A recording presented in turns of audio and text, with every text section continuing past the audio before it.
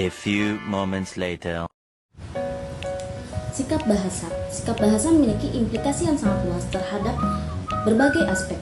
Sikap bahasa memiliki pengaruh terhadap performa kebahasaan, pilihan bahasa, pemertahanan bahasa, perubahan bahasa, bahkan kepunahan bahasa.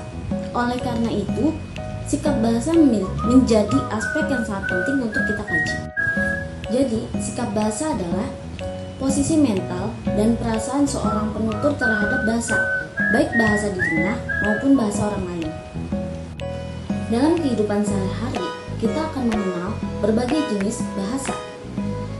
Menurut kalian, bahasa itu terlihat keren ketika kalian pakai, adapun bahasa itu terlihat kampungan ketika kalian pakai. Sikap-sikap seperti itu termasuk ke dalam sikap bahasa.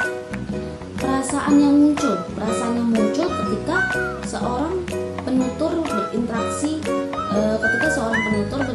dengan bahasa tertentu menunjukkan adanya sikap bahasa. Sikap bahasa memiliki 3 aspek. Yang pertama, aspek kognitif. Sikap bahasa berkaitan dengan pengetahuan kita terhadap bahasa yang kita gunakan atau bahasa orang lain. Yang kedua ada aspek afektif. Berkaitan dengan perasaan, emosi, suka atau tidak, baik dan buruk, dan sebagainya. Berbagai kesan yang kita terima dari berbagai sumber. Terus yang ketiga ada aspek konatif.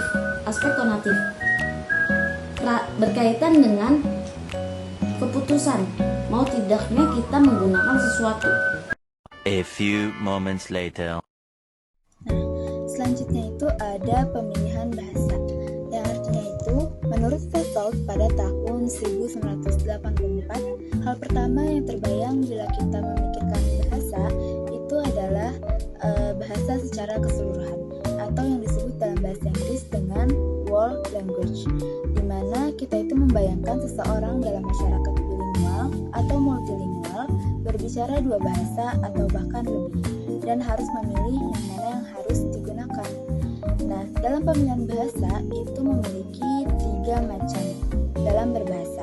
Yang pertama itu ada alih kode, yang artinya itu menggunakan satu bahasa pada satu keperluan, dan juga menggunakan bahasa yang lain itu pada keperluan yang lain. Nah, yang kedua adalah campur kode, yang artinya menggunakan satu bahasa tertentu dengan dicampuri serpihan-serpihan dari bahasa lain.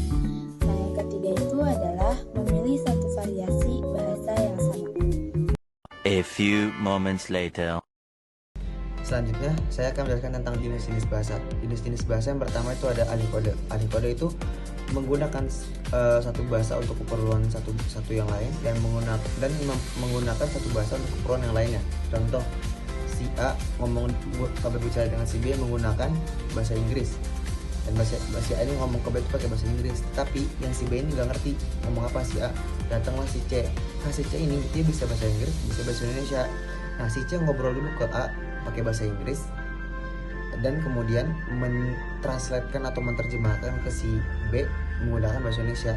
Jadi si C ini menggunakan keperluan bahasa Inggris untuk ngobrol dengan yang A, dan menggunakan bahasa Indonesia untuk keperluan berbicara dengan yang C.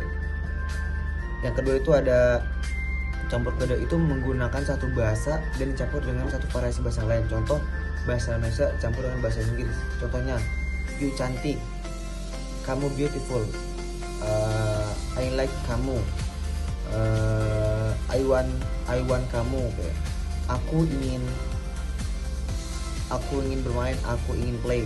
Ya, jadi campur-campur kayak bahasa Inggris Indonesia. Dan yang ketiga itu ada satu variasi bahasa yang sama, yaitu adalah menggunakan satu bahasa untuk berbicara dengan seorang atau berkomunikasi dengan seorang, itu menggunakan satu bahasa dengan satu variasi bahasa, kayak bahasa Indonesia dengan bahasa Indonesia, bahasa Inggris dengan bahasa Inggris, bahasa Arab dengan bahasa Arab.